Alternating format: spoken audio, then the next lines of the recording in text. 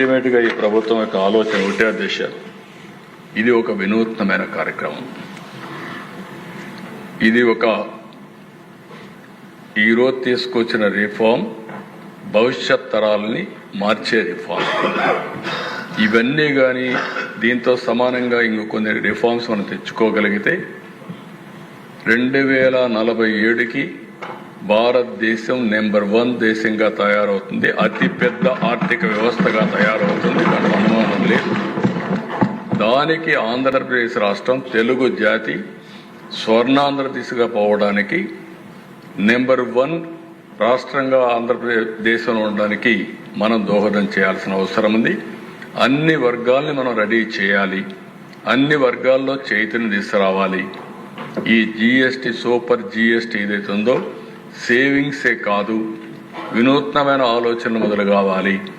Savings వచ్చిన తర్వాత ఆ సేవింగ్స్ పెట్టుబడి కింద పెట్టి ప్రతి ఒక్క ఇంటికి నేను ఒకటే కోరాను, 1 ఫ్యామిలీ 1 ఆంటర్‌ప్రెన్యూర్. ఇది సాధ్యం.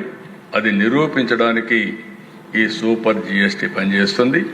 దీన్ని మనందరం కూడా ఇంటింటికి తీసుకెళ్లాల్సిందిగా మిమ్మల్ని కోరుతూ, దీని ఉద్దేశంలో ఏవైతే ఉన్నాయో ఆ ఫలితాలు ప్రతి ఒక్కరికి అందుబాటులో పెట్టే విధంగా మనం చేయాల్సిన అవసరం ఉంది. దాన్ని సహకరించవలసిందిగా మరొక్కసారి మిమ్మల్ని అందరినీ కోరుకుంటూ, మరొక్కసారి ప్రజలందరికీ కూడా దసరా దీపావళి శుభాకాంక్షలు. ఏ సంవత్సరం కూడా మీరు ఇంత పెద్ద ఎత్తున పండుగలు చేసుకోండరు. ఈ సంవత్సరం ఆనందంగా బ్రహ్మాండంగా పండుగలు చేసుకోవాల్సిందిగా మిమ్మల్ని అందరినీ కోరుతున్నా.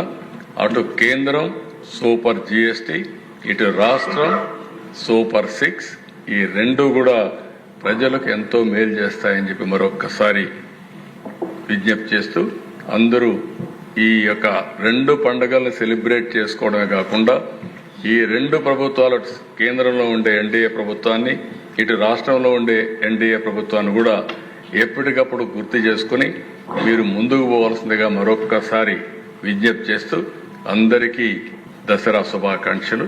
Happy Dasara, happy